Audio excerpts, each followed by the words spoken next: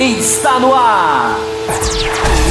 O mais tradicional podcast sobre corridas do Brasil. Os comentários e o debate sobre automobilismo de um jeito que você só ouve aqui. A partir de agora, Bárbara Franzin, Thiago Raposo, Diogo Gomes, Thiago Rosa e Fábio Campos apresentam Café com Velocidade. Café com Velocidade. A dose certa na análise do esporte a motor. Bom, começando então esse segundo bloco de discussões da Fórmula 1, a gente até tem dividido os blocos exatamente para você, ouvinte, se situar melhor. A gente vai escrever alguma coisa referente ao que discutimos no bloco 1, sobre Mercedes, Ferrari, essa disputa, o circuito de Baku, mas o bloco 2 vai ser majoritariamente Red Bull, do início ao fim das discussões. E para começar, antes de mais nada, Thiago Raposo já está preparado aqui, porque ele é o cara que vai fazer essa edição sonora do programa. Eu vou colocar agora, vou fingir que vou colocar, porque vai ser o Raposo que vai fazer esse trabalho. Vou colocar aqui um áudio do Ricardo Banniman sobre o que ele... do quadro. Você quer dizer Exatamente. Que o quadro vai não tem nome. Momento. Não tem nome. Vamos pensar no nome. Vamos pensar num nome que seja de acordo com esse quadro, que fique mais... Olha, o Diogo Gomes já deu voz do apoiador, mas vamos fazer assim, Diogo. Vai ser o próprio apoiador que vai dar o nome desse quadro. Vai ser o próprio apoiador. Ele que vai dar o nome. Vocês vão se organizar para dar o nome. Como que vão fazer isso? Vocês, apoiadores, vão ouvir esse programa, já tem o grupo do WhatsApp, vocês vão se organizar e vão dar um nome pra gente para falar na próxima edição. Mas, vamos colocar aqui o áudio do Ricardo Banniman falando a respeito sobre incidente ou acidente entre Ricardo e o Verstappen, na visão de Ricardo também Banniman, e além disso, eu peço para você, ouvinte, prestar atenção no início da frase dele. Então, vamos lá, Ricardo Banniman falando. Bom dia, boa tarde, boa noite, pessoal do CV e ouvintes. Eu queria falar sobre as Red Bull em Baku, né? Cara, que corrida que elas fizeram, independente da porrada, uma baita corrida que elas fizeram. Eu acho que o Daniel Ricciardo foi até um pouco mais agressivo para poder combater ali o Verstappen, né? E eu acho que o Verstappen até se espantou. E sobre a pancada, eu acredito que muita gente deve estar discutindo aí, que eu estou gravando isso pouco depois da corrida. Eu acho que se tem culpa, a culpa é do Verstappen. Por quê? O Verstappen faz o movimento para a direita e o Ricciardo, talvez precipitadamente, já embute pela esquerda esperando o buraco, né? O buraco é esse que não vem.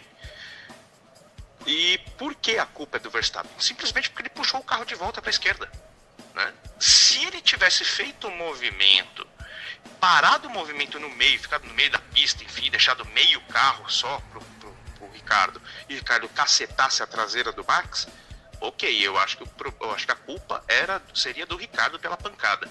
Só que o Max voltou, e no que ele voltou, ele infringiu a regra, até onde eu sei. Então, aquele cara que seria a vítima passou a ser o culpado. Ele não deveria ter voltado. Ele poderia simplesmente ter deixado o carro ali, tá certo que essa decisão em frações de segundo é bem complicado de se ter, mas no final das contas a culpa não foi de quem bateu atrás, no meu ponto de vista. A culpa foi do Max, que se movimentou na tendência de querer se defender, mas estava errado. Eu acho que o Max, eu adoro o Max, eu acho que é um cara que tem que permanecer na Fórmula 1 e enfim, né, todas essas polêmicas que falam sobre ele, eu sou muito contra, eu acho que tem que ter um cara assim mesmo. Só que, cara, parece que ele tá querendo ter uma bolha em volta dele, que todos os outros 19 pilotos tenham medo de encostar nele, de chegar perto nele. E assim ele conseguir resultados mais fáceis, né? Acima de qualquer coisa. Mas, pra mim, se tem algum culpado a colocar na fogueira aí, é Max Verstappen, infelizmente. Bom, temos aí o áudio de Ricardo Banniman na íntegra. Você, ouvinte, quando for enviar o áudio, lembre-se de mandar assim, algo sintetizado, Não faça que nem Fábio Campos, fique falando durante 10 minutos. Não, brincadeira, Fábio Campos. 1-0. Brincadeira, Fábio Campos. 1-0, tá registrado o placar aqui. Vou fazer gol e não vou comemorar, inclusive, quando fizer. 1-0. Mas vamos aqui falar desse áudio, porque o início dele, pra mim, é fundamental. E vou usar isso exatamente até o tamanho do áudio, da explicação do Ricardo Banniman, para colocar o meu ponto de vista e passar para vocês. Nós tivemos uma discussão muito grande, acalorada em redes sociais, grupo de WhatsApp, Twitter, Facebook, em todas as redes que abriram para discutir essa disputa. Mas de quem foi a culpa? De quem que teve razão no acidente ou não? 1000 desculpas para quem discutiu o contrário, que eu sei que tem. E existem pessoas que discutiram o contrário. Mas eu acho, na minha opinião, acho que estão se dando muito pouco valor a tudo que fizeram Verstappen e Ricardo antes de acontecer o acidente. Estão se dando muito valor ao que se aconteceu naquela fatídica tentativa de ultrapassagem do Ricardo, que deu errado e que, claro, a gente vai discutir porque é importante até para o desenvolvimento da corrida. Mas como foi bom e como foi bela a briga dos dois, e que pena que terminou desse jeito. E eu vou passar logo de cara, para Diogo Gomes falar a respeito disso, porque eu sei que você, Fábio Campos, andaram dizendo bastante coisa a respeito de Ricardo e Verstappen, e eu quero que você fale agora em relação a uma disputa direta dentre esses dois pilotos, o que você achou, e se você tem essa impressão que eu tive, você realmente ficou... Eu fiquei assim, em diversos momentos da disputa, eu gritei, falei, nossa, esses caras estão levando ao limite, é isso que eu queria ver na Fórmula 1 o tempo todo. E você, Diogo? Eu adorei. Todo fã de automobilismo adora isso, cara. É disputa, basicamente. São dois carros, independente de serem da mesma equipe, o que seja. São dois carros no nível muito parecido, não iguais, né? Porque os carros em tese são iguais. Dois grandíssimos pilotos, numa pista incrível, da Fórmula 1 brigando e trocando posição durante quase 40 voltas. Pelo amor de Deus, quem não gostou disso? E isso foi maravilhoso. Isso realmente, sim, foi incrível, foi muito bonito de assistir. É claro que termina com um acidente que isso acaba sendo muito negativo. Eu não digo nem para eles, ou talvez para o Max, que está com... Não acho que é de apontar culpa, mas porque ele vem com a imagem um pouco conturbada aí das últimas provas, enfim, vai exigir algumas conversas internas ali da equipe e tudo mais, mas no geral uma briga lindíssima, briga longa, né, que é essencial, tem aquela briguinha boa, mas dura meia volta, é bom, mas enfim, é pouco. Eles brigaram durante grande parte da corrida, trocaram posições de diversas vezes. Então, assim, muito bonito. Uma pena o fim, porque complicou a corrida deles, complicou a questão talvez até de clima com relação à equipe. Eu não acho que a Red Bull vai parar de deixar eles brigarem, até porque, pra mim, se a Red Bull diz assim, vocês não podem brigar, eles vão arrumar um jeito de brigar, porque são dois pilotos que estão numa posição muito privilegiada, no sentido de serem pilotos queridos, vamos colocar dessa maneira, ou seja... E Diogo, diga. Se proibir, desculpa te interromper, se proibir, perde o Ricardo na hora. Exatamente. O Ricardo daqui a 2 corridas chega atrás do Verstappen sem poder atacar, ele vai embora. Então a Red Bull não tem condição. Eu acho. Nenhum dos dois vai respeitar. Não, cara, e o Max, nós sabemos que ele é um estrela. Eu não falo estrela de estrelismo negativo, não. Eu falo estrela poxa, será que você acha que a Mercedes não quer um cara da qualidade, velocidade do mais que o Max Verstappen? Então, assim, eles estão numa posição muito, muito peculiar, entendeu? E eu acho que os pilotos conseguiriam ir pra frente. E até a mensagem da equipe depois da corrida, né, pela mensagem oficial, né, que foi dada, permitimos nossos pilotos brigar, continuaremos permitindo, e só pedimos para que não se acidentem, né. E é basicamente isso. E tem que ser mantido assim, basicamente, tem que ser mantido assim. A gente está falando de Max Verstappen e de Ricardo, dois grandíssimos pilotos, jovens pilotos, num nível muito parecido, tentando conquistar vitórias, tentando conquistar títulos que ainda não tem. A gente não tá falando de um cara que, sei lá, é tricampeão mundial e o outro que fazia figuras de segundo piloto, talvez não na briga, porque é um piloto que se colocava na posição de enfrentar, mas que não tinha qualidade suficiente para emendar o que seria o primeiro piloto, que é o que acontecia na época Vettel e Weber. por mais que eles estivessem, entre aspas, livres ali, você tinha um cara que não conseguia parar o outro em termos de qualidade. E aí veio a divisão de equipe, tem o famoso Multi-Tour no ano, que foi discutido inclusive no grupo de apoiadores, citado pelo Rosa lá na abertura do programa. Enfim, tem muita coisa aí. Em resumo, até porque a gente vai falar bastante sobre isso. Adorei a briga. É uma pena que tenha acontecido com um acidente, porque isso pode ter implicações que talvez nem a gente consiga ou discriminar agora. Mas, assim, muito bonito, muito legal que eles conseguiram brigar, conseguiram até se tocar, que eu acho até um pouco exagerado, mas enfim, em determinadas situações, toque até pode ser bom, enfim, trocaram ali posições, o Max Verstappen com uma estratégia, ficou uma volta a mais na pista, mas conseguiu mesmo assim voltar na frente, poxa, tudo isso, a maneira como eles brigaram entre eles foi muito bonito, e o fato de serem companheiros de equipe só deixa a coisa, sabe, ainda mais acalorada. Fábio Campos, é com você, e deixo o meu ponto de vista de novo para você poder trabalhar ele. Eu acho que se deu muito valor ao que aconteceu, que tirou os dois pilotos da prova e não se discutiu tanto que eles brigaram. E até em alguns casos a discussão foi muito do tipo, esse Max é inconsequente, esse Ricardo é um piloto extremamente eficaz. Não equalizaram isso para uma discussão entre que estavam dizendo é tão belo e tão necessário para a Fórmula 1. Você concorda com isso? E, antes que eu esqueça, eu digo isso até pelo o áudio do Banniman, né? O Banniman mandou um áudio com 1 minuto e meio aproximadamente. Banniman, desculpa, tá? Mas você mandou falando 15 segundos aproximadamente da beleza da disputa e depois ficou explicando o acidente. Só estou usando o seu áudio como exemplo de como vi essa discussão no geral. Então, Fábio Campos, com você. Vamos lá, Rosa. Vamos entrar nesse assunto que é tão importante, interessante e gera tanta conversa boa. E você pode discordar de mim, claro. Isso é legal. Não, eu nem sei se tem como eu discordar de você pelo seguinte, eu não sei, mas eu até convido vocês antes, deixa eu já tirar isso aqui do caminho, né, para não esquecer. Eu já escrevi sobre essa batida lá no blog, lá no Além da Velocidade, aliás, com um texto grande que eu dividi em 2, e eu só publiquei a primeira parte. Qual que é o endereço dele? alemdavelocidade.blogspot.com.br. Você então divulgou no seu Twitter, né, que é, por sinal... @campusfb. Obrigado.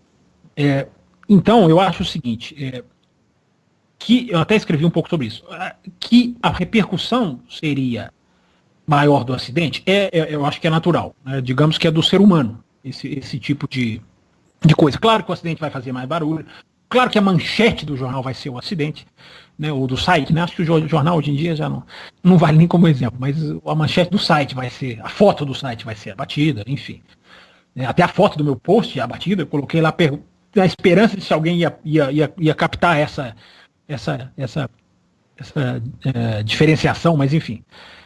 Eu espero não ser tentado, embora eu admita que haja esse risco, de durante essa edição do Café com Velocidade ter que opinar quem teve culpa ou não. Eu espero não chegar ao ponto de estar tão tentado a falar e ter que falar. Porque a minha impressão... Olha que os nossos ouvintes perguntaram isso bastante.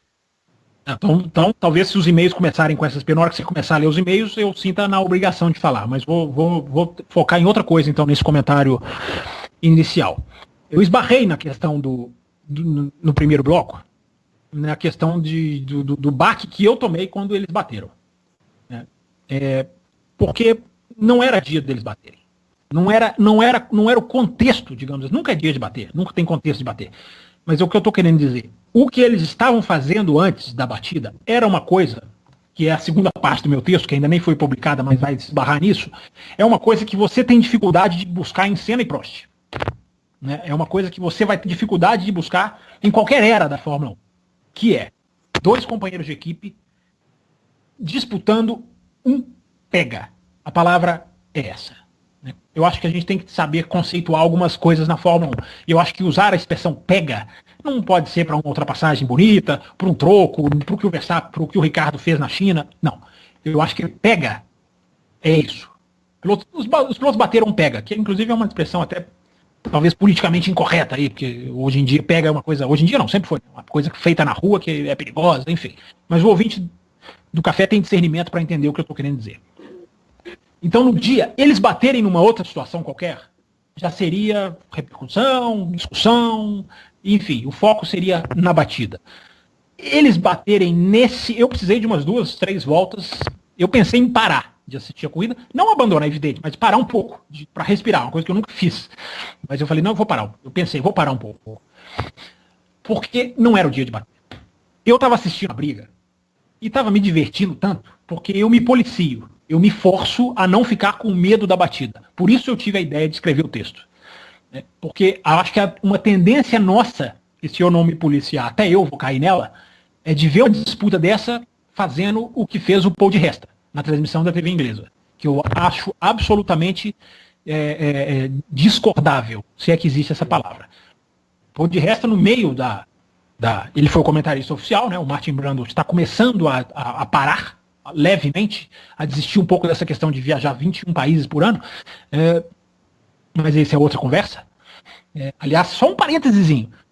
Eu falei que o Twitter, eu apurei alguns números de audiência na Inglaterra da Fórmula 1 que vou soltar no Twitter esses dias, então, para quem tiver interesse sobre esse assunto e como ele pode ser sério, fica ligado lá.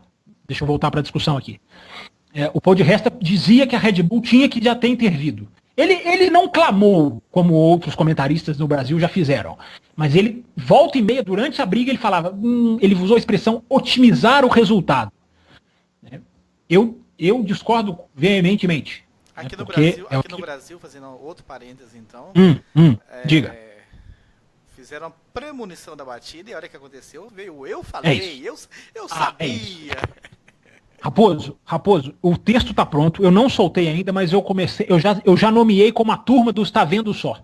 Já tá no texto, não foi publicado. E eu nem vi a transmissão brasileira, por isso que eu te falei, até gravei a do Sport TV. Curioso que fiquei. Queria ver antes de soltar o texto, mas acho que vou soltar o texto antes. Eu defini justamente um parágrafo do texto sobre isso, Raposo. A turma do Está Vendo Só. Como que essa batida ela dá razão para o fã que gosta de ser race control, né? Controlador de corrida. Ela dá razão para a Force India. Fala, tá vendo por que nós proibimos? Ela dá razão para essa postura execrável da Ferrari, que tá vendo? Porque aqui é um só. Ela dá razão para a Mercedes, de tá vendo? Contratamos o Bottas justamente para evitar isso.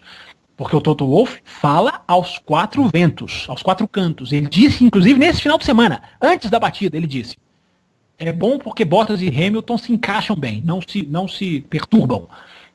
Então, infelizmente, por isso que eu fiquei muito chateado na hora da batida, embora o tipo de comentário pessoal que eu não gosto nem de trazer aqui, mas eu acho que o contexto é válido, porque não era dia de baterem.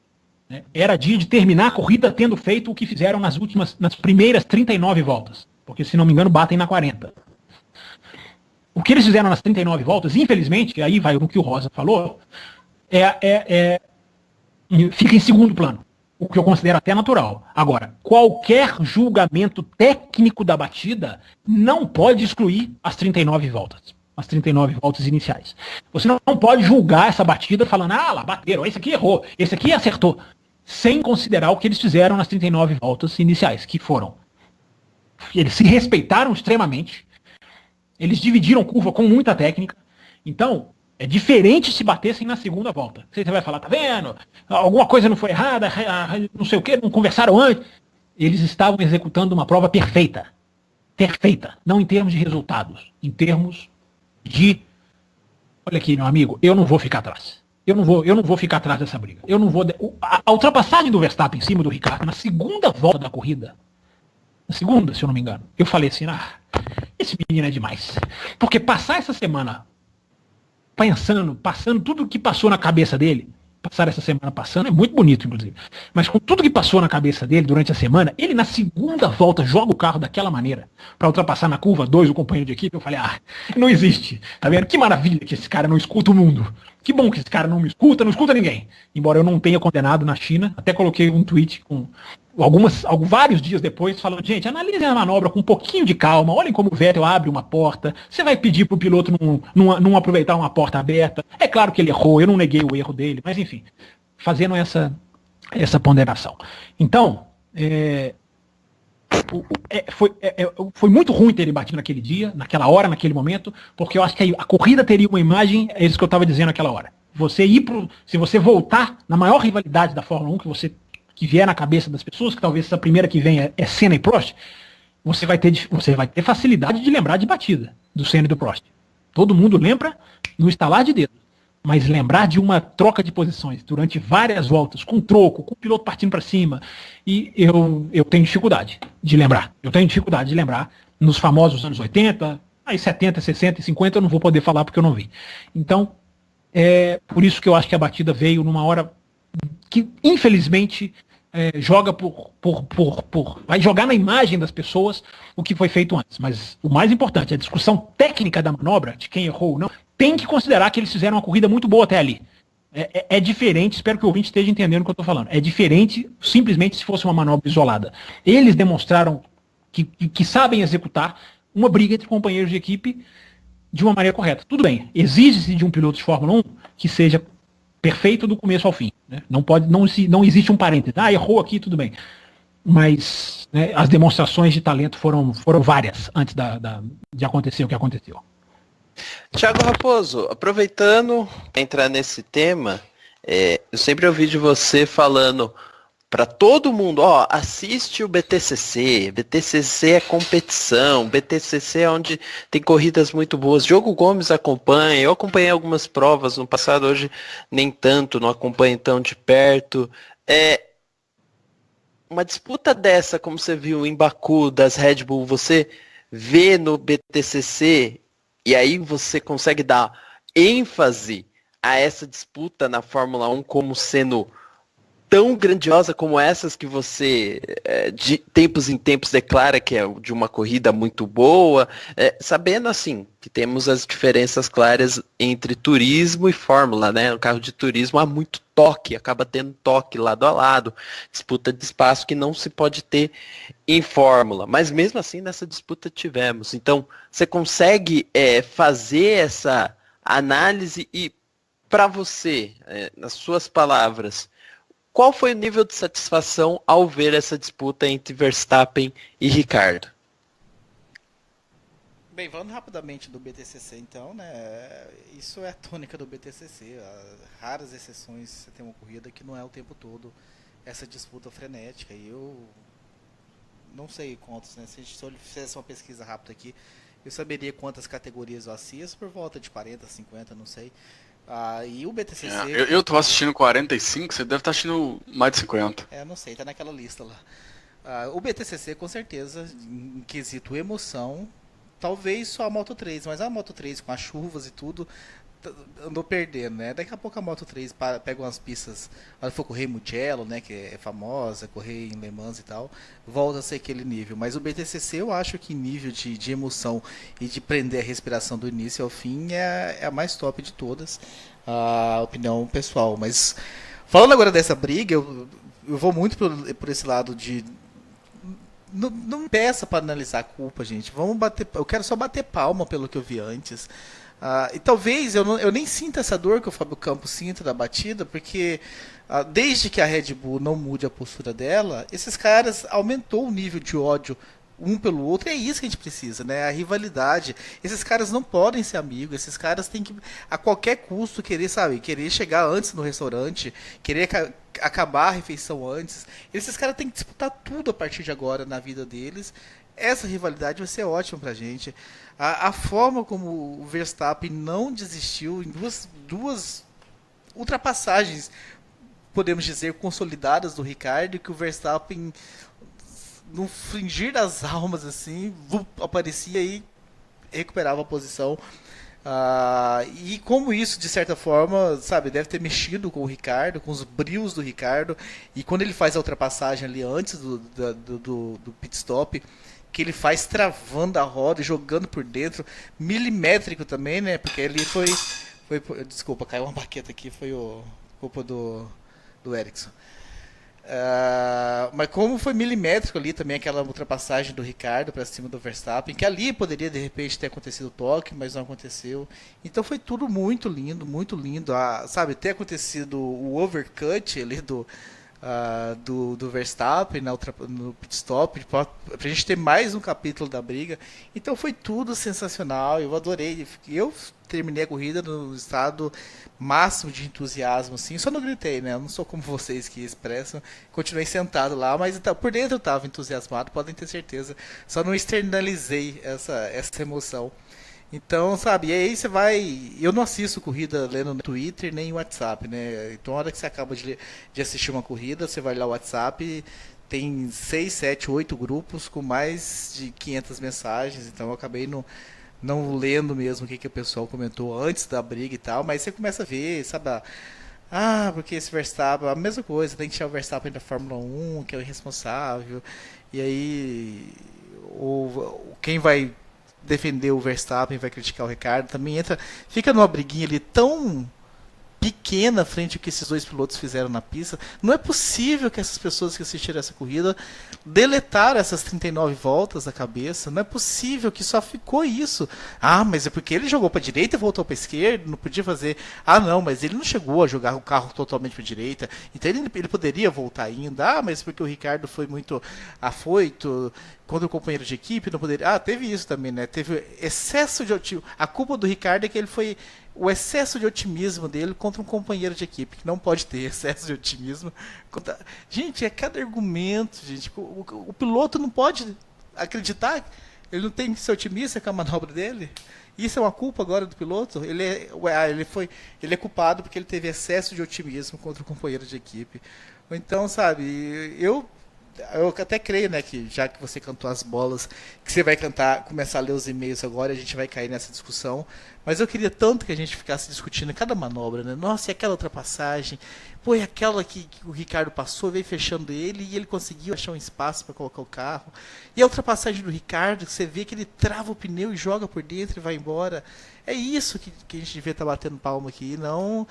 porque o Verstappen é o inconsequente, puxou o pai dele, o Ricardo tem excesso de otimismo e coisas assim.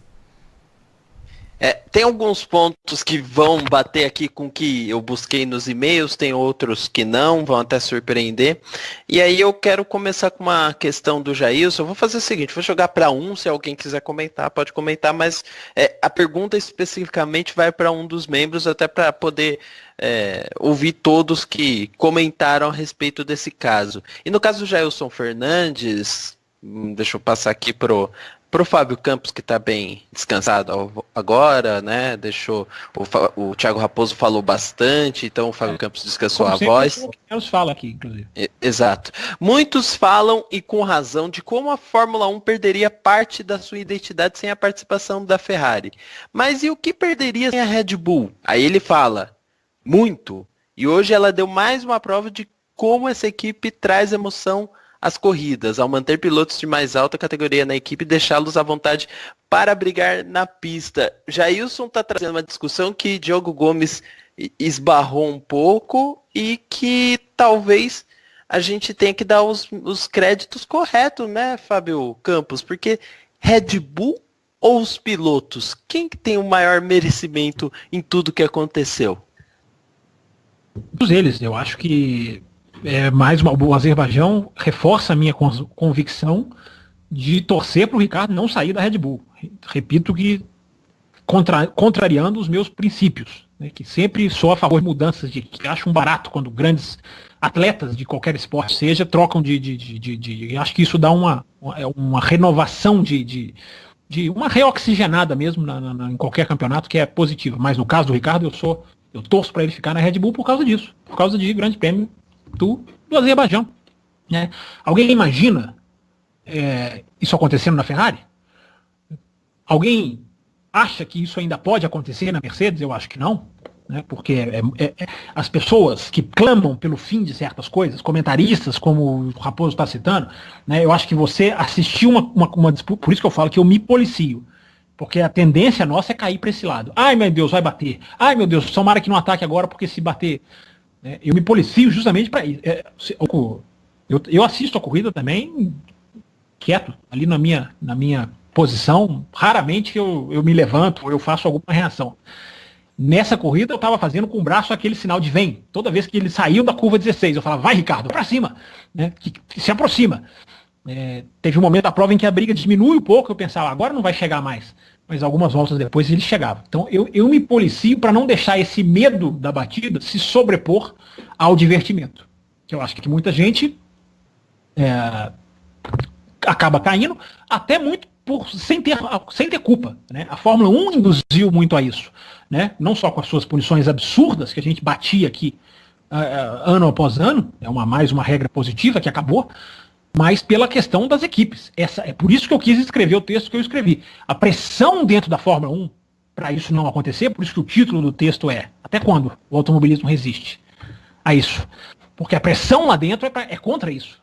Se fosse a pressão a favor disso, tivessem todas as equipes de Fórmula 1 a responsabilidade, executadas as responsabilidades que cada uma tem, de falar, não, somos equipe de corrida, vamos defender os nossos interesses até o limite, mas somos equipes de corrida, ao invés de somos corporações. Queremos resultados, queremos balanços financeiros positivos. Né? Essa é a grande diferença. Que cria nesse psicológico da Fórmula 1, e isso acerta a arquibancada, isso acerta a televisão, quem está em frente à televisão, esse psicológico da Fórmula 1 de achar que a batida é uma tragédia, de achar que a batida é um desastre. Por mais que, claro que a batida é ruim, claro que a batida precisa ter uma conversa a portas fechadas, claro que o dirigente, o Christian Horner no caso, tem que chegar numa sala de reunião como ele chegou, porque deu para ver ele subir nas escadas. É a primeira vez que eu vi ele recusar uma entrevista. Ele adora falar para a TV inglesa, ele adora, ele gosta mesmo. Né? Ele fica ali, esses caras, eles dão entrevistas sempre com pré-agendadas, mesmo aquelas ali que saindo do box, é tudo pré-agendado, é tudo combinado. Às vezes é tudo até cronometrado. Mas ele gosta, ele fica ali, não tem que falar, quando termina o ano ele fala, vou sentir saudade de conversar com vocês. Ele é sincero, ele não quis dar entrevista. E pela primeira vez, durante a prova, eu vi comentários das pessoas falando isso, que, nossa, o Horner não falou com a TV inglesa. Isso eu vi pelas reações em redes sociais. Sim. Achei curioso. Não falou mesmo. É a primeira vez que eu vejo enfatizarem que alguém, no caso do Horner, ou até um chefe de equipe, não falou com a equipe de televisão da Inglaterra. E normalmente, assim... O da Ferrari, ele não fala para a TV inglesa, né? O Arrivabene, ele tem a relação da Ferrari com a Inglaterra, com a imprensa da Inglaterra, é terrível, a gente sabe, por causa de... Não é folclórico. Imprensa inglesa e imprensa italiana agem em relação a uma e outra, com os pilotos, enfim, sabemos tudo disso. Acho que é até uma questão natural, mas o que me chamou a atenção foi porque, claro que sempre acontece isso, e até por conta de como a Red Bull trata a imprensa, porque sabe que ela, no fundo, tem como pressuposto marketing, acima de tudo, é o nome Red Bull em todos os lugares, enfim. Deixa eu concluir aqui. Eu não estou condenando essa postura do Christian Horner. Eu acho que tem todo o direito de sair bravo, tem que chegar na reunião, tem que chutar a porta, tem que talvez fazer o que fizeram de mandar os caras, embora eu tenha alguma divergência, mas talvez seja a solução. Manda os caras lá para a fábrica, como parece que a Red Bull fez. Vocês vão lá na fábrica, vocês vão falar para todo mundo, embora eu seja um pouco contra de o piloto ter responsabilidade com a fábrica. Eu acho que a fábrica é que tem que ter responsabilidade com o piloto. Esse negócio do piloto ficar pensando, mas eu estou aqui representando 1.000 pessoas, 800 pessoas, isso é a hora dele botar o carro para disputar uma freada. Mas eu elogio aqui, por exemplo, elogio mesmo, a postura do Helmut Marko, que mesmo, e é o cara que tem a imagem muito mais durona do que o Christian Horner, né? Mesmo no calor ali da corrida, não foi depois, foi no calor da corrida, ele foi absolutamente sereno. Ele falou, olha, deixamos os nossos pilotos correrem, não deu certo. O repórter pergunta, vai mudar isso? Ele fala, não acho que seja, ele não crava, mas ele fala ali na hora, não acho que seja o caso. Então, assim, e foi muito no calor da batida. Não foi uma hora depois, já faz toda a diferença.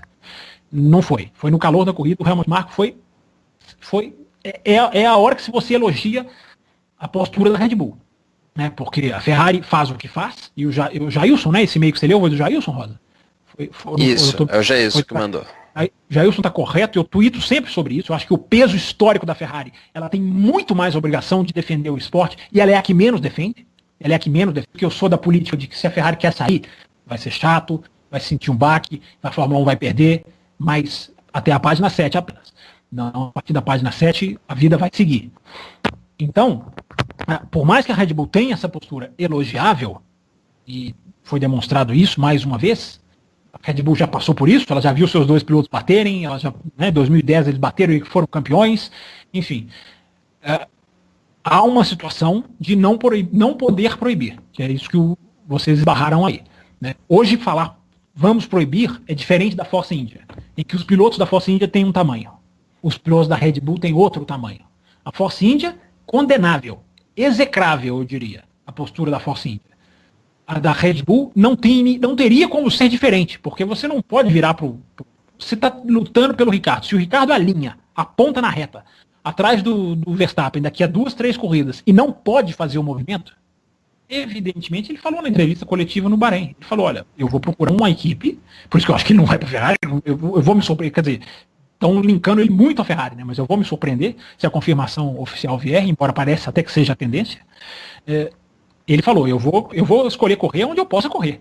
E então, nesse momento, a Red Bull vai proibir? Não vai proibir. Evidentemente, não vai proibir. O que eu lamento muito do domingo é o impacto não na Red Bull, mas na Force India, na Sauber, na Williams, enfim, na Arden, na GP2, na Prema, né, na Carlin, na Indy, sem que a Indy um pouco, né, não se mistura muito com esse lado ruim da Fórmula 1, que é positivo, mas o meu medo é a Mercedes, é a Audi na DTM, enfim, é todo mundo, opa, né, não vamos, não, peraí, vamos evitar. E não é evitar, é conversar, é trabalhar e é evoluir. Isso é possível. Tomar atitude extrema não vai ser bom para ninguém, absolutamente ninguém. Eu até peguei aqui o e-mail do Michael Kinopak, que ele já até pergunta, caso o Ricardo vá de fato para a Ferrari, o que acontece com o Kimi, volta para o WRC, na Red Bull quem assume, se for o Sainz quem vai para a Renault, ele pergunta tudo isso por conta até dessas questões que o Fábio Campos levantou sobre o futuro do Ricardo. Eu acho prematuro a gente responder isso agora, envolve muitas peças e não teriam tantos fundamentos de mercado para poder responder aqui no PAC, mas faço aqui a menção por conta desse comentário final do Fábio Campos. Mas a linha de raciocínio dele é meio que existe, tá, Rosa? Rapidamente, o Raikkonen não dá para saber, mas o Sander hoje seria sim o substituto para a Red Bull, né? E a Renault já conversa com pilotos, isso é uma informação, isso não é uma opinião, a Renault já conversa com outros pilotos. Cada dia que passa, eu acho que o Ricardo eu lamento, mas eu acho que ele já fala certas coisas, aquelas entrelinhas, né? Algumas entrevistas você já pesca ele falar uma coisa mais ou menos no passado, né? Eu sempre vou ter gratidão por essa equipe, não sei, a impressão, eu acho que ele tá caminhando para sair, embora eu torça para que não aconteça.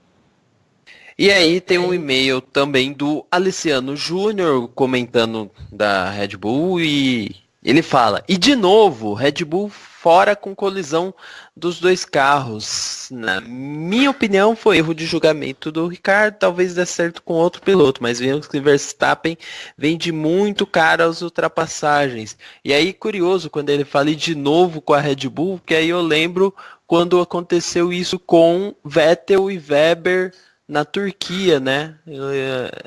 E aí aconteceu com Weber, que talvez não, assim, tá muito longe do nível de Ricardo e Verstappen. Então aí que eu pego o fator interessante, quando ele menciona de novo, mas ele fala a respeito do incidente de corrida dos dois pilotos, Diogo Gomes, mencionando que o quanto que o Verstappen é combativo, o quanto que o Ricardo é combativo, a respeito, já entrando um pouco na questão do acidente, que pode ter sido um fator, mas no passado não foi isso. No passado, por exemplo, o Weber com o Vettel foi muito mais uma questão de ambiente do Weber, né? Vamos dizer, ele já tentando provar que não era um segundo piloto, ou eu estou errado? Não, tem todas essas questões aí, mas acho que o ponto essencial, apesar da diferença de situações, de pilotos, eu até citei na questão do Weber, com o Vettel e tudo mais, eu acho que é piloto, gente. É piloto que tá ali querendo buscar uma posição melhor para ele, buscar enfim, vitória, melhores resultados, tudo isso. Então, querendo ou não, você sempre vai ter possibilidade de toque, mas é aí que se gera boas brigas, sabe? McLaren, hoje tem um Van Dorn deficiente, cada vez pior, que não consegue equilibrar o... Você é muito cruel, nem nem chega perto do Alonso.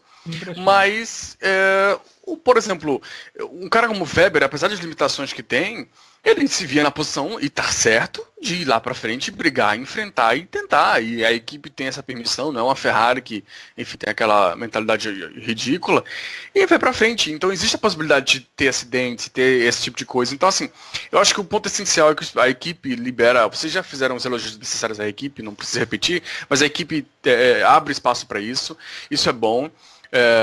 E, enfim, isso acaba ajudando o espetáculo como um todo, sabe? E isso é positivo pra gente. Agora, como vai se lidar com essas questões, aí vai muito de equipe para equipe. Eu concordo perfeitamente com o Fábio que falou, o medo é como isso vai ser repassado. Eu não vou nem dizer, você falou repassado para a Force India, eu não vou nem dizer repassado para a Force India, porque a Force India no final do ano passado já mostrou que tem uma posição ridícula sobre isso. Horrível. E ela vai manter. E tem gente que aplaude, que é o que mais me preocupa. Exatamente. Tem fã que justifica o que a Force India fez. Tem fã que justifica. Isso é que me preocupa. Porque se proibirem na Red Bull, eu acho que vai ter gente que vai bater palma. Isso é que me deixa. Sim. E a Force India já tem essa ideia, sabe? Ela já tem essa ideia. Então, isso vai acabar expandindo para outras equipes e talvez... O exemplo bom de deixar os pilotos brigarem ninguém tem, né? Porque a McLaren faz isso há muito tempo, a Red Bull também faz isso há... Enfim, tiveram em ocasiões meio ok, mas meio conturbadas, eu quero dizer, com né, o famoso Multi-21, Multi-21, né, para falar no português. Obrigado, Multi-21. Isso, mas no geral é uma equipe que permite a briga dos seus pilotos. Então, assim, o exemplo bom ninguém pega, mas o exemplo maldito lá, enfim, é uma situação muito complicada. Eu termino o comentário sobre esse assunto da mesma maneira que eu comecei. Eu só agradeço aos dois pilotos por terem feito a briga, por terem brigado e, cara, foi incrível de assistir. Eu também não gostei do acidente, mas a maneira como eles brigaram ali foi muito bonito e, poxa, você já imaginou os dois pilotos da Ferrari brigando assim, o quão incrível que seria? Infelizmente não vai ser possível. Imagina em Monza, Diogo, você vê dois pilotos da Ferrari fazendo isso. Você imagina as manchetes que isso ia gerar? Entendeu? É por isso que eu tô chamando a atenção até pro meu Twitter essa semana, porque os números de audiência na Inglaterra mostram como a audiência mudou durante a corrida. Durante a corrida a audiência muda, mas enfim, eu não vou entrar no detalhe aqui para não engolir o tempo, para deixar lá pro Twitter. Só uma coisa rápida para continuar essa discussão. É agora, Diogo, que a gente vê quem vai saber trabalhar e quem não vai. Liberar a disputa entre pilotos, eu acho que é uma obrigação. Mas depois do toque é que a gente vê quem é competente, quem sabe trabalhar dentro da portas fechadas e quem tem compromisso com o automobilismo. Quão grande é Ricardo e quão grande é Verstappen. Eu vi isso em algum lugar recentemente. O ressentimento que eu tenho com a Mercedes é isso. Todos os elogios, e quem escuta o café há muitos anos sabe como eu elogiei a Mercedes aqui em 2014, em 2015, até 2016. Mas a Mercedes chegou a um ponto em que a gente nunca mais viu uma disputa entre Mercedes depois de Rosberg e Hamilton na Áustria 2016. Não existiu mais. E até contrataram um piloto para isso não existir. O que eu acho que é o mais maléfico ainda. Mais maléfico ainda, porque você contrata um piloto com esse tipo de critério, claro que o Bottas é bom, tem as suas qualidades, é evidente, mas o critério principal ser não haver confronto, o automobilismo está perdendo muito quando isso acontece. E aí a gente vê agora quem sabe sair dessa situação e quem não sabe. Você citou muito bem, Diogo. A McLaren viu Hamilton e Button. O Hamilton saiu da corrida no Canadá em 2011 pela batida dos dois. Quase que estraga talvez não, a maior vitória da carreira do Button. Quase que se perde ali. O Hamilton abandonou a corrida naquele toque. E a McLaren não proibiu. Em 2012, no ano seguinte, provo com fatos, hein? Estou falando e provando com fatos. Em 2012, o que eles fizeram na Turquia é praticamente um replay do que eles fizeram na Turquia em 2011.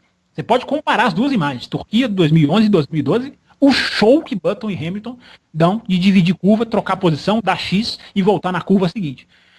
Aí você tem as grandes que sabem lidar. Você citou a Red Bull, bateu em 2010, ninguém morreu, ninguém precisou ser fuzilado, não precisou colocar ninguém na cruz, a equipe foi campeã do mundo no mesmo ano e estão brigando até hoje. Só que aí você vai para uma Ferrari, aí você vai para uma Mercedes. A essência do meu texto é essa, é o medo que isso vai gerar e como que isso pode impactar em equipes que não sabem lidar. É a decisão mais fácil, é o que eu falo aqui. Né? Ó, proibiu, acabou. É decisão facílima. Né? Basta ter autoridade, basta ter um nome no cargo, né, um nome no crachá para executar. O difícil é justamente sentar com os caras e conversar. Olha como que ataca, como que não ataca. Assim, olha, aqui você errou, aqui você fez assim, entendeu? Nas 39 voltas primeiras vocês foram exemplares. Tudo bem, teve um toque ali na curva 1, uma hora que eu achei que ia voar pena, diria o outro. Mas não voou, o toque foi um pouquinho forte, mas, enfim, carro, as pessoas também se esquecem disso. Gustavo Murcilo mandou assim, agora imagine uma relargada com Max e Ricardo, essa corrida seria mais épica ainda, no final da prova. Bem lembrado, bem lembrado. Pois é, imagina. Imagina o Ricardo numa regada, né? Pois é. E daquela condição, talvez, sei lá, ele poderia passar uns 2 ou 3 de novo. Não que ele já não tenha feito isso ano passado. Já pensou se ele faz Rosa de e Gustavo? novo? Já pensou se ele faz uma ultrapassagem tripla, mas dessa vez não envolvendo Williams, Force India ou Haas? Acho que era Williams e Haas naquele em 2017. Mas passando 2 Ferraris e uma Mercedes, por exemplo? Que coisa que seria, hein? Era pro autódromo descer da arquibancada, né? Era para todo mundo sair da arquibancada e dançar como aquela dancinha do pessoal do Azerbaijão antes da largada, é sensacional, né? Era o pessoal todo fazer a dancinha lá fora da arquibancada, né? Exatamente. Aí temos os e-mails que são focados um pouco mais no caso específico, Thiago Raposo. Eu sei que você não queria comentar disso, mas teve os comentários a respeito do acidente, como ocorreu. Os 3 de vez aí, Rosa, deixa eu ver. Eu vou mandar assim, ó. André Luiz da Silva Santos, que analisou do jeito que nós conhecemos o André do pau, com palavras muito bem colocadas e tentando pegar todos os pontos. Não, ele é anti-Verstappen, Raposo? Ele é anti-Verstappen? Não, ele é pró, ele é Ricardo. Ele é pró-Ricardo. Ele é Ricardo no céu. Vou pegar Deus na terra e Ricardo no céu. Vou pegar essa frase para começar para Thiago Raposo entender o posicionamento dele. Analisar o caso, o Ricardo e do Verstappen, não me parece difícil. Se você tem mais de uma temporada como telespectador, tiver a oportunidade de ver o replay umas 2 vezes. Ou seja, ele está falando assim, que é fácil entender. Só que aí ele usou algumas coisas para poder explicar. Não vi um elemento apenas para ser decisivo do acidente. Penso que Verstappen não acreditou na ultrapassagem e foi pego de surpresa. Ricardo não contava com as mudanças de trajetória do Verstappen no momento da frenagem. É certo que Verstappen já vinha usando de pequenas mudanças de trajetória para sujar o ar do Ricardo, mas não acredito que ele tenha tido a intenção de fechar a porta assintosamente, assim como não acredito que Ricardo tivesse algo a fazer para evitar o acidente. E eu sei que quanto a isso, Raposo, você tem até um dado que você trouxe aqui no chat interessante a respeito sobre isso. Essa posição do André Luiz da Silva Santos. Vini Alves, que também falou sobre esse ponto. Foi um incidente de corrida causado por ambos serem otimistas. Digo otimistas, pois Ricardo, com sua grande habilidade de frenagem, aparentemente pensou que Max não tentaria se defender fortemente, como fez em todas as tentativas anteriores. E da parte de Max foi muito otimista em pensar que desarmaria facilmente a grande técnica de seu companheiro de equipe, mudando a linha em cima da hora. Aí vem o Marcelo Cesarino, que também comentou a respeito da RBR. Ele mandou e-mail nessa edição, uma coisa raríssima. Exatamente. Né? Ele passa por mensagem, dessa vez ele digitou. E ele ainda fez questão de mencionar, vou ver se dá certo dessa vez, como se ele não fosse atendido das outras vezes. Como se o e-mail fosse uma coisa perdida, se a gente nem lê. Exatamente. A gente às vezes tira uma frase ou outra dos e-mails, até por conta de questão de tempo, como hoje. Acho que a batida foi um pouco mais de culpa do Ricardo do que do Verstappen. Max mexeu um pouco o carro, mas nada absurdo. Ricardo calculou mal a distância e teve uma batida de trânsito. Ricardo já deveria estar sem paciência depois de vários toques e esbarrões em Max na corrida. Acho que isso lembra muito o que você falou, né, Fábio Campos, de questão de não deixar de lembrar do que aconteceu nas 39 voltas anteriores. Sim, correto ele. Mas vamos deixar aqui que ainda tem mais. Mas gosto dessas disputas de pilotos de mesma equipe. Torço muito para que a Red Bull deixe brigar e continuar na pista. E para finalizar, Thiago Raposo, Anderson Viana, quero saber logo de cara, de quem foi a culpa do acidente com as Red Bulls? Ele mandou essa pergunta direto, que a gente já falou que não queríamos responder, só que ele mandou assim. Não, mas ele perguntou pro Raposo, o Raposo tem a obrigação de responder. Ele não perguntou pro Raposo, você falou ou eu entendi errado? Não, eu estou perguntando pro Raposo e fez a pergunta para todos nós. Só que, olha só questionamento não, mas o que ele coloca complementando a pergunta. Não me venham com essa que foi lance de corrida para poder isentar o Verstappen. Gosto muito de vocês e respeito quase todas as suas opiniões, mas deverter o Verstappen eternamente já está ficando chato na minha opinião. Thiago Raposo, então, sei lá. Mas eu quero responder depois do Raposo. Fala aí, se você primeiro está defendendo o Verstappen, e segundo, a respeito do seu ponto de vista em relação ao acidente ou incidente, o que você acha e a opinião dos nossos ouvintes. O que eu trouxe, né, que você citou aí, o Ross Brown deu uma entrevista falando, e é algo que eu tinha tido esse insight em determinado momento, olhando o acidente. Me lembrou bastante o acidente do Valdeno Brito, com o Diogo Gomes? Não lembro. Diogo Gomes, Com o Diego Nunes. Diego Nunes. Em Curitiba. Diogo Gomes ainda não pilota. Ele é parente do Paulão Gomes, né? Agora que eu tô entendendo toda essa questão aqui do programa. Lá em Curitiba, que eu acho que o carro de trás, com a questão do regulamento, cria-se uma diferença de velocidade tão absurda entre um carro e outro que proporciona esses acidentes. Então, o cara já vinha com a reta gigantesca, que o vácuo por si só já dá uma grande diferença de velocidade. Unido-se a isso, o DRS. Qualquer coisa, o piloto de trás não tem o que fazer. Foi o que aconteceu com o Diego Nunes e foi o que aconteceu com o Ricardo, eu acho, sabe? Eu até achei que, em determinado momento, eu falei, será que o Verstappen, além de voltar, será que ele ainda fez um brake test para cima do Ricardo? Mas se você olha muito bem na câmera, você vê que o Ricardo começa a travar o pneu antes do acidente e tal, assim, não sei, eu acho que virou passageiro. Brake test você faz no meio de uma curva, né? Você não existe brake test em final de reta, né? Tem gente que faz, hein? É de antecipar a freada. Bem, aliás, quem fez um exemplo de brake test foi o perfeito, foi o Lotterer na Fórmula E. Mas enfim, segue, continue.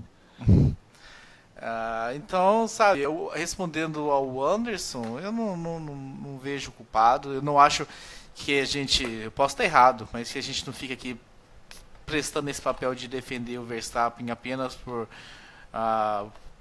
preferência ou por alguma coisa, até porque eu não tenho preferência nenhuma nessa Fórmula 1, eu quero mais que as brigas aconteçam.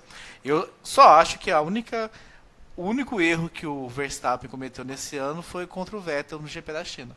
Todas as outras coisas eu não vi nada de errado ele fazendo. Então, se vocês acham que isso defender ele, então a gente vai continuar. Eu vou continuar pelo menos aqui, Thiago Raposo, expressando essa minha opinião. Na China ali, tudo bem, o Campos até coloca no Twitter dele, né? Tenta e tal. Tá, mas errou. Passou do ponto, tocou no piloto. Sim, e tal. Eu até falo isso. Sim.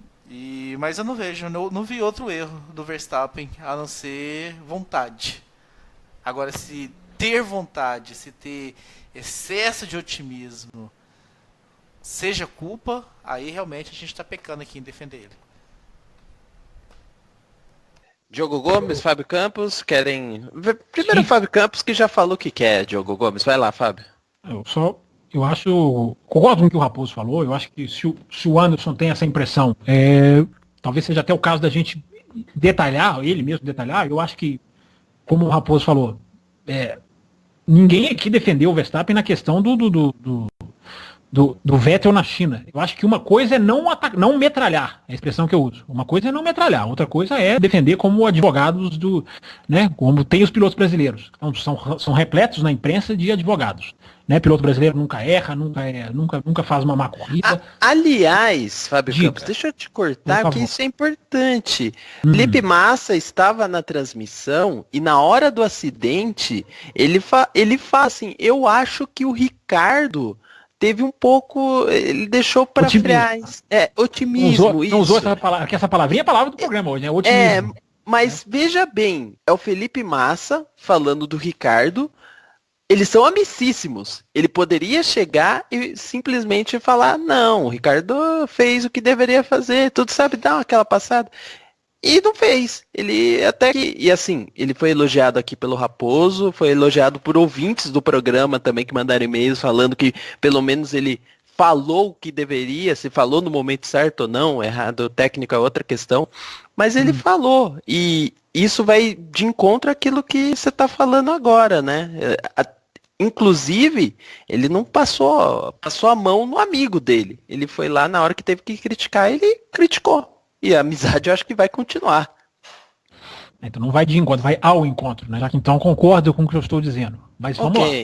Sim. Né? Só para falar, só para ficar certinho. Perdão pelo meu erro, tá? Não. A gente aqui defende a língua portuguesa, Rosa. Não, eu sei. A gente é chato. Não tem, ninguém, nós não podemos derrubar a língua portuguesa. Sem dúvida nenhuma. Eu acho o seguinte, Anderson, vai muito nisso aí do que o Raposo falou.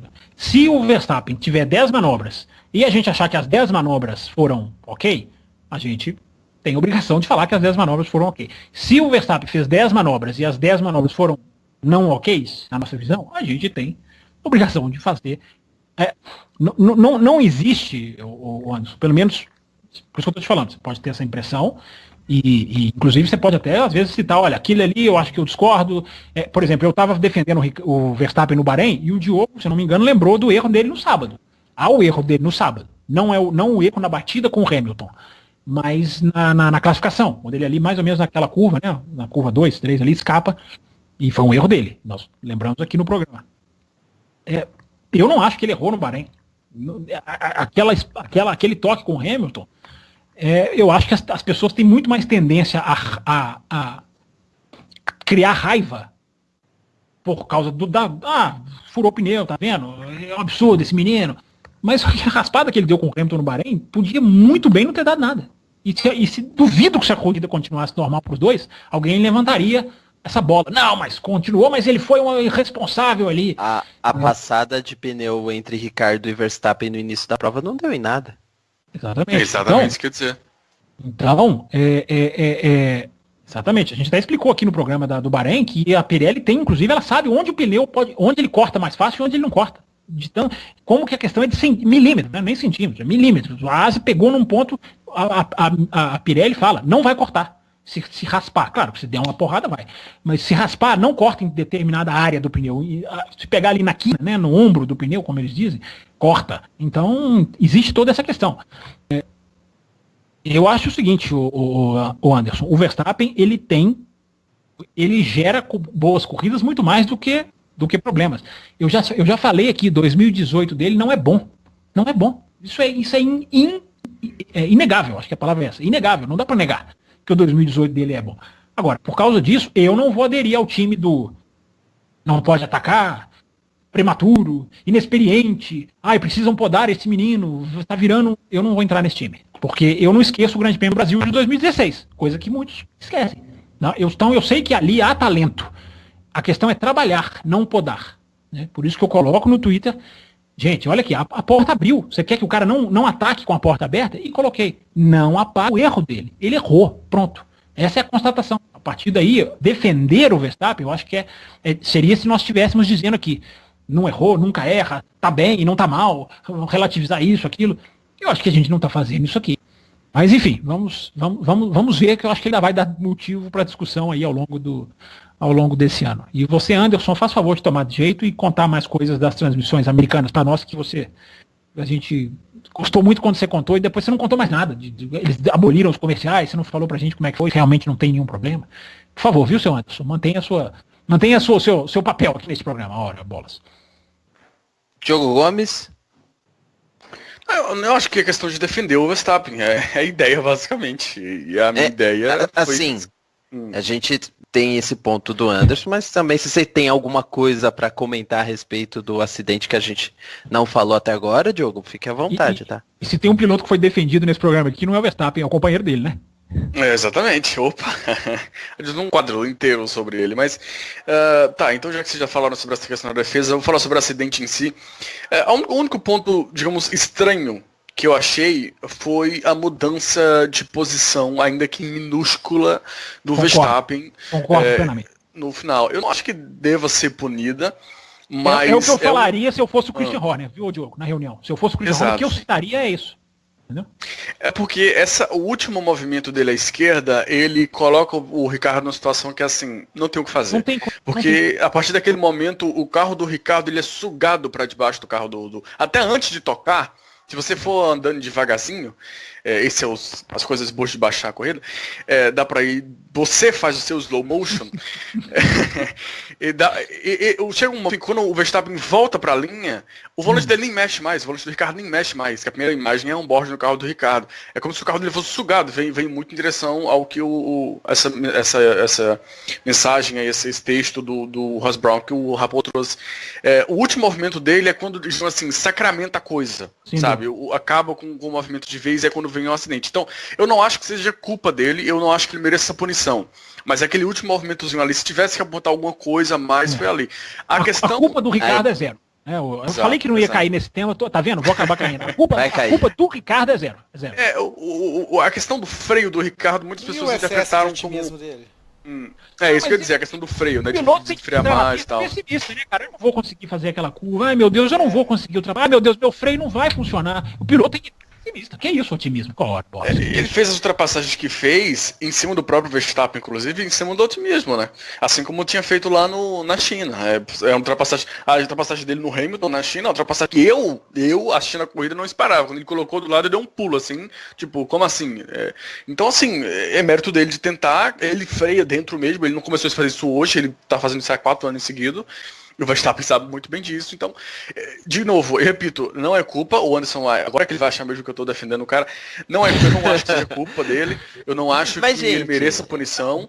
Mais dele do que do outro, eu acho que a conclusão que a gente chega... Exatamente, nessa questão, o último movimento dele à esquerda é que... Não tem o que fazer. Porque na câmera que eu vejo do Ricardo, o Ricardo coloca, o Verstappen vai para a esquerda, para fechar a linha naturalmente, como é o correto, quando o Ricardo vai atrás dele, na esquerda, aí o Ricardo vai pra direita, pra tentar fugir. E aí o Verstappen vai pra direita. E quando ele vê que o Ricardo brincou com ele, que ele fez só o movimento de ir pra esquerda, mas voltar... Perdão, de ir pra direita, mas voltar pra esquerda, né? Que é aquele drible que ele tá fazendo. Quando o Verstappen percebe isso, ele volta. Ele vai à direita, ele vai no drible. Quando ele vê que é o drible, ele volta. E aí quando ele volta, normalmente que o carro do Ricardo já tá sendo sugado pra debaixo do carro dele, é quando tem um acidente. Então, talvez aquele pontinho ali a mais, mas eu nem atribuo culpa. Diogo, a gente pode estar gravando um programa de 3 horas, fazendo uma discussão gigantesca, blogs, sites, twitters e tudo, uma coisa que pode ser resumida numa frase.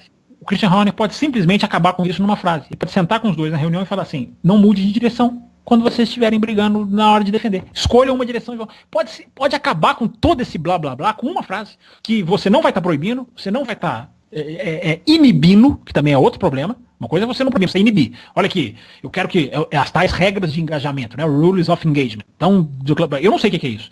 Eu não sei se você pode até centímetro tal da pista, você pode por fora, você não pode por dentro, você pode na curva 3, não pode por fora. Aliás, eu não sei o que é isso. Utilizando isso como se fosse eu não sei o que é. Sim.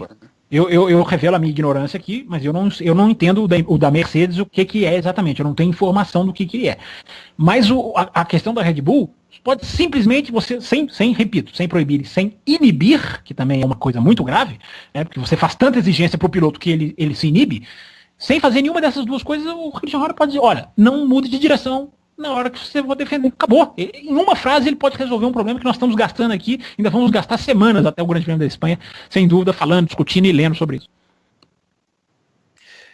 Bom, gente, essa discussão aí rende e provavelmente ainda vai render. Eu tenho ainda um ponto de vista que acho que não coloquei ainda, até por conta da complexidade do tema, acho que precisaria de um programa à parte para poder discutir. Mas, pessoal, o que eu tô vendo, assim, disputa entre Verstappen e Ricardo é ótimo. Vocês lembraram de disputa entre Hamilton, Button? A gente comentou, né? Houve 2 vezes isso. Também comentamos Vettel e Weber. Aí temos as disputas que não acontecem dentro da Ferrari. As disputas no bloco da frente estão cada vez mais centradas entre pilotos da mesma equipe. O Fábio Campos esbarra nisso no texto dele. Porém, no bloco de trás, as disputas estão cada vez mais equilibradas ao longo do ano. E a gente até vê por conta dos resultados que aconteceram nessa etapa. De novo, um Leclerc surgindo, pilotos que normalmente não estão no bolo da frente, e assim, alguns até fazendo ultrapassagens, como o caso do Pérez e a Force India. Então, qual que é o modelo? Qual que é o modelo que a gente tem que seguir? Modelo que tá dando certo no bloco de trás de equilíbrio, ou o modelo no bloco na frente que cria essas separações e só consegue a briga quem tem um carro igual? É para se pensar, o modelo desportivo de Fórmula 1 hoje está segmentado, né? As equipes do bloco de trás, elas conseguem brigar entre si muito mais que as equipes do bloco da frente. No caso, hoje temos praticamente só 3 equipes, sendo que uma, no caso da Red Bull, que a gente tanto falou, só consegue esse insight em cima de Ferrari e Mercedes por conta das exceções muito grandes, a não ser que ela seja exceção, como foi nesse caso. Então, quando a gente discutiu talvez no passado a respeito de regras de 2021, tudo, hoje, terça-feira, a FIA divulgou umas alterações para 2019 também. Essas alterações, se elas vierem para estabelecer um novo parâmetro que não crie esses dois grupos, essa distância entre esses dois grupos, talvez até evitem a gente ter essas discussões. Porque no final das contas, o cenário mais igualitário, mais disputado, independente se for da mesma equipe ou de outra equipe, as equipes vão ter que se mexer muito mais para poder trabalhar, para poder conseguir vitórias, para poder conquistar resultados, e não vai ficar tão preocupado, o piloto de tal equipe bateu com o seu rival. Acho que responde um pouco, no fundo, o seu questionamento, Fábio Campos, do que qual é a estratégia, ou qual que é o cenário que precisa se resolver entre a Fórmula 1, se porventura questionar as brigas entre pilotos de equipe. Ela tem que fazer uma reflexão para evitar esse distanciamento entre os blocos, trazer eles mais juntos, e aí sim ter as disputas, vamos dizer, em pé de igualdade com todos. Não sei se eu me fiz muito claro, se dá pra gente... Porque assim, tema dá pra discutir, eu sei, por um bloco inteiro, isso aqui que eu acabei de falar. Se, porventura, alguém quiser colocar alguma coisa, eu acho que é um ponto interessante, adiciona nessa questão da Red Bull. Eu acho o seguinte, Rosa, eu não sei, acho que eu não consegui acompanhar a sua linha de raciocínio toda, mas eu acho que o que você está querendo dizer é importante a gente falar de 2019, você citou aí, a gente tem que falar, é impressionante o que aconteceu, né? A Fórmula 1 ela conseguiu virar um jogo que estava 3-0, estava perdendo de 3-0, como se fosse, porque quem escuta o programa com um pouquinho de atenção, e algumas semanas atrás a gente falou aqui, que é dia 30 de abril, né, ou seja, essa segunda-feira dessa semana, né, ontem, para nós que estamos gravando na terça-feira, era o prazo final, e era mesmo. Né, depois disso, só com a unanimidade, ou só para 2020, e tudo estava levando a crer que não ia aprovada a mudança na asa dianteira, porque vários times já tinham se oposto a isso.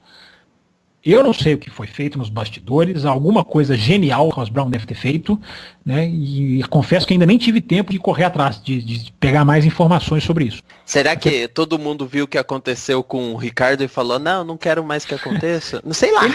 Ele usou esse exemplo, né? Eu não chegaria tão longe, mas ele entende muito mais do que eu, né? Ele usou o exemplo de que a batida do Ricardo numa Fórmula 1 menos aerodinâmica seria evitável, o toque de Ricardo e Verstappen. Ele conhece mais do que eu, repito, mas eu acho que ali, o Diogo estava explicando toda essa questão, eu acho que ali só o movimento do Verstappen, o susto, é impossível o piloto não meter o pé no freio no susto. Né? Eu acho que aquilo ali seria uma batida quase certa. Mas repito pela terceira vez, ele entende mais do que eu. E ele usou até esse argumento dessa batida, mas eu acho que não foi isso. Né? Porque a coisa ali é muito mais política, porque mudar a asa dianteira, tem gente que não entende isso. Né? Teve gente que falou, mudar a asa dianteira não vai, será que só isso vai resolver? Gente, a asa dianteira vai mudar o carro inteiro. Por isso que muitas equipes não queriam. né? Porque hoje em dia, cada mini aleta que você está vendo naquela asa ali vai para um ponto do carro. Então o carro todo é desenhado para pegar o que vem dali. Então, a gente não comentou, mas teve mudança esse final de semana, porque permitiram alterar o vidro, né? Me fugiu o nome agora, que pode colocar no halo. O espelho retrovisor. Isso, espelho retrovisor. Tá. Pode se ligar, ele pode ser ligado ao dispositivo. Ao halo, isso. Né? Que aí seria também. Algumas equipes poderiam usar como artifício aerodinâmico já, pensando em alguma melhoria para o carro. Então só para concluir o raciocínio, porque o Diogo Gomes deu a brilhante ideia aqui fora do ar de a gente fazer um tema para discussão na semana que vem, né, essas mudanças de 2019, o que pode ser bom e o que não pode, foi aprovada a alteração na asa dianteira aos 45 do segundo tempo. Isso é uma alusão com o futebol que, na minha opinião, tá muito correta, porque todos acreditavam que não seria aprovado. E numa mudança lá de não sei o que foi prometido, o que vai acontecer ou não, o fato é que a Liberty conseguiu dar o primeiro passo efetivo, efetivo mesmo, para melhorar as corridas.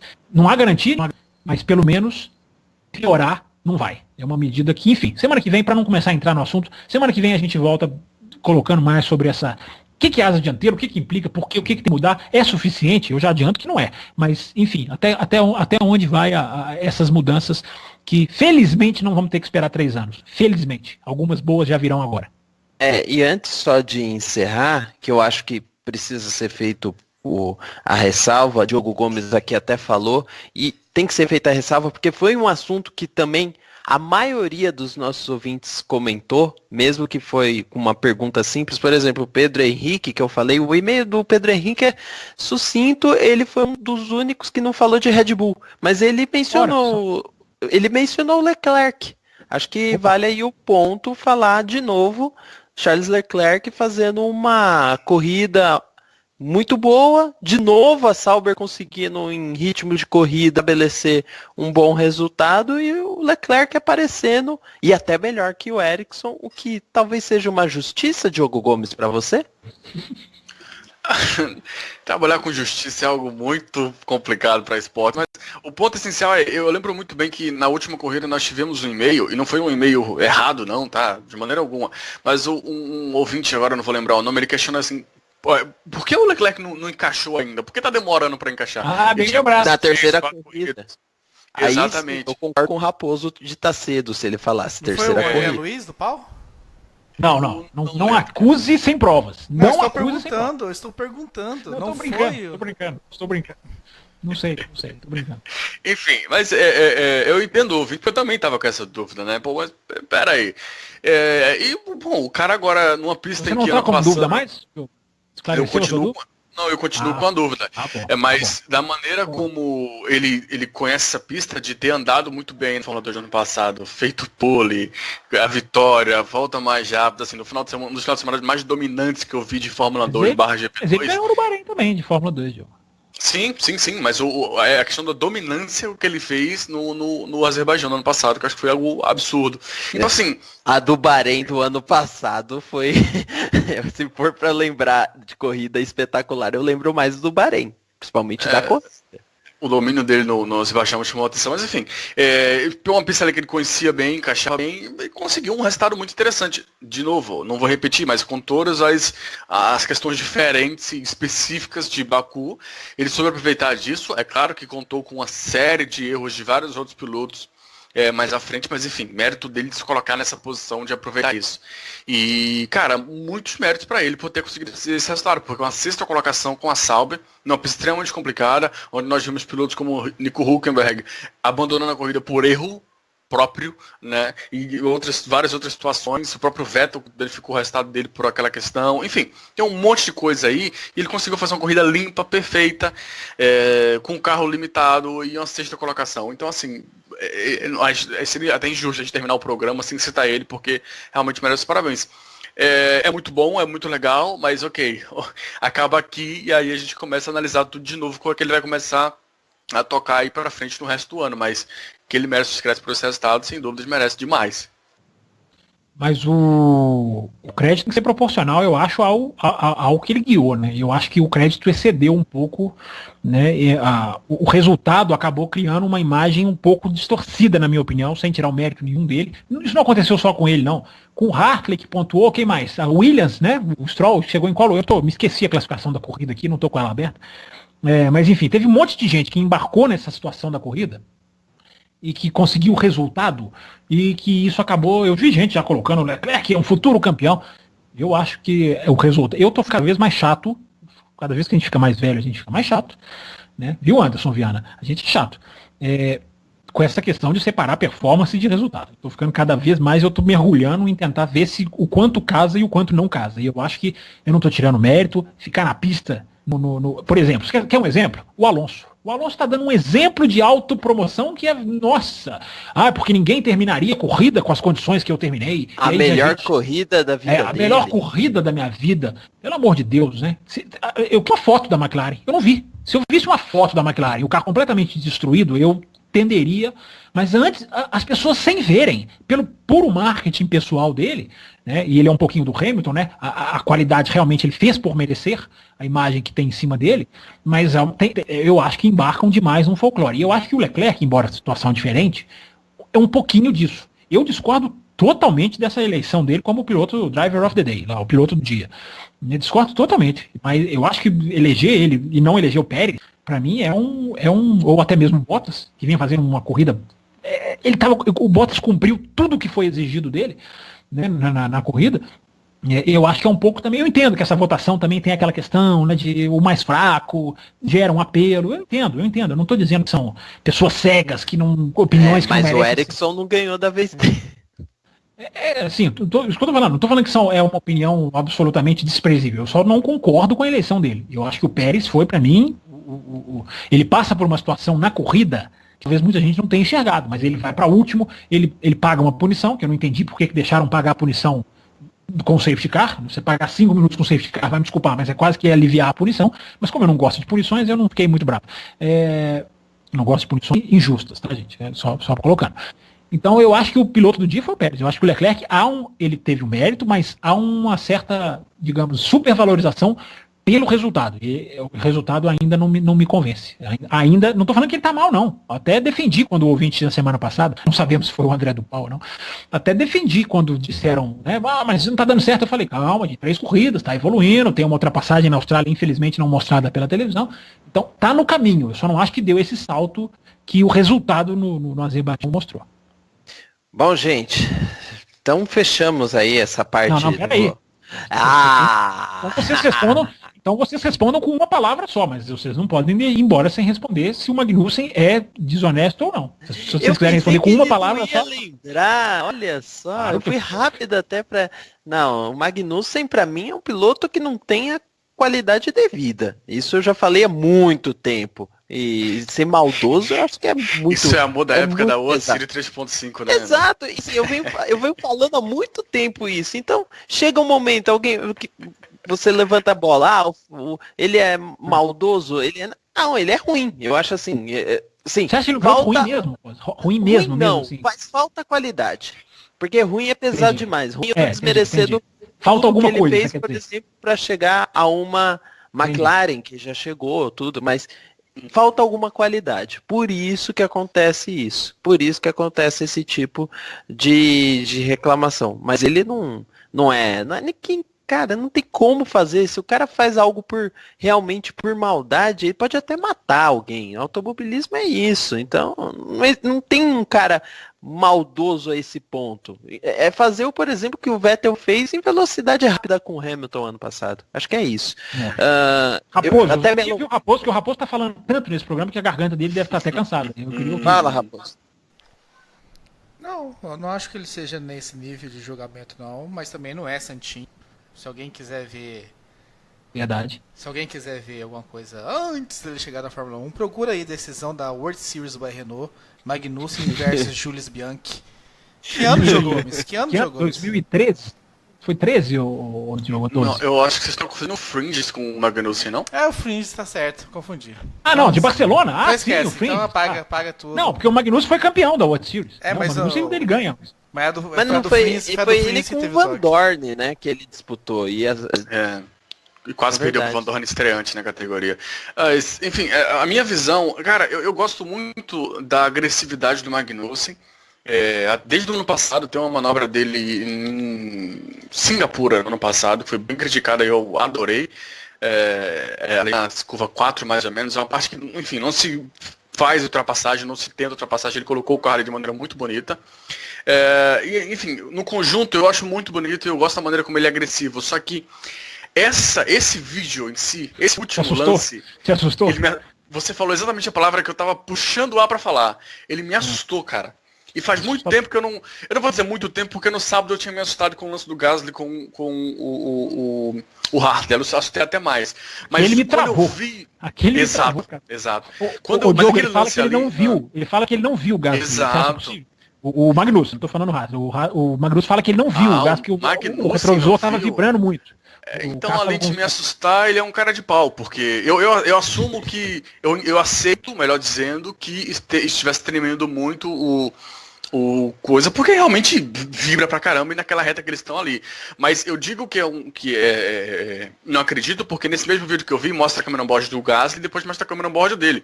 E a cabeça dele parece uma criança frenética, fica movendo o lado inteiro, o retrovisor direito, esquerda, tipo assim... Ou ele tá vendo, não tem como ele não tá vendo o Gasly. É interessante isso, eu não reparei. Ele fica movendo a cabeça do lado inteiro. Ele vem muito pra esquerda, olhando pra retrovisor esquerdo, aí depois ele olha pro retrovisor direito, aí vai pra direita, e volta, fica olhando entre um e outro. Então pra mim é muito claro que ele viu o Gasly ali, tanto é que ele pressiona o Gasly até aquela altura. Naquele ponto ali que ele pressionou o Gasly, não foi no final da reta, gente, não foi no meio da reta, foi no início ali, próximo do Bottas teve um acidente. Ainda é muito início. Ninguém pegava no boxe, né? Exatamente. Se batesse ali, Diogo, estariam catando peça até agora. Ninguém, ou pedaço de piloto. Ninguém encosta o carro daquele jeito ali, porque se pá, até perde velocidade, porque é uma parte totalmente fora da ocasião. Então ele foi ali para forçar o Gasly. E aí ele diz que não viu. Cara, pelo amor de Deus, enfim, esse lance então ele foi me desleal, assustou. Na sua opinião. Então, Esse lance sim. O meu ponto é porque, pra mim, falam que ele é desleal desde a metade do ano passado. E eu não concordo com isso. Pra mim, ano passado dele foi incrível, e nesse ano também. Agora, esse lance dessa corrida, ele honestamente me assustou. Eu vi o lance e falei, caramba, se o pneu dianteiro direito do Gasly bate no traseiro esquerdo do Magnussen, ele ia voar, ia cair no final da reta, na área de escape lá. Ia ser um negócio... Caiu no mar. Meu Deus do céu, ia ser um negócio absurdo. Eu não vou falar mais nada, eu concordo com tudo que o Diogo falou e já fizeram uma sinalização aqui que não há tempo para mais nada. Então, tem que passar aqui, ó, voando, para você ter ideia, vou passar voando as estatísticas do JF, vou dar 1 segundo para vocês respirarem, para não ter problema, mas o tempo tá curtíssimo. Então vamos lá. Posso comentar a estatística ou não? Só assim, sucintíssimo, tá? Ruim mais ou menos. Sucintíssimo. Tá bom. Segue as estatísticas. Após essa vitória, Hamilton segue tendo ao menos uma pole e uma vitória em cada ano de sua carreira. Fantástico. Pérez se torna o único piloto a subir 2 vezes no pódio em Baku. Outro fantástico. O tempo oficial do Hartley na classificação foi 1,57,3 e os 107% foram 1,49,7. 13 voltas foram dadas em regime de safety car, contra 12 em 2017. Após 4 etapas, todas as equipes já pontuaram. Isso não aconteceu nenhuma vez na nova tabela de pontuação com 10 pontuando. Olha, fantástico essa. Boa, JF. Só Grosjean e Sirotkin continuam 100 pontos. Olha que coisa incrível, hein? Olha o Grosjean, que coisa incrível. Meu Deus. A carreira dele acabou no domingo. Hamilton venceu no 25º circuito diferente, aumentando seu próprio recorde. Se vencer em Paul Ricard, então terá vencido em todas as pistas que formam o campeonato.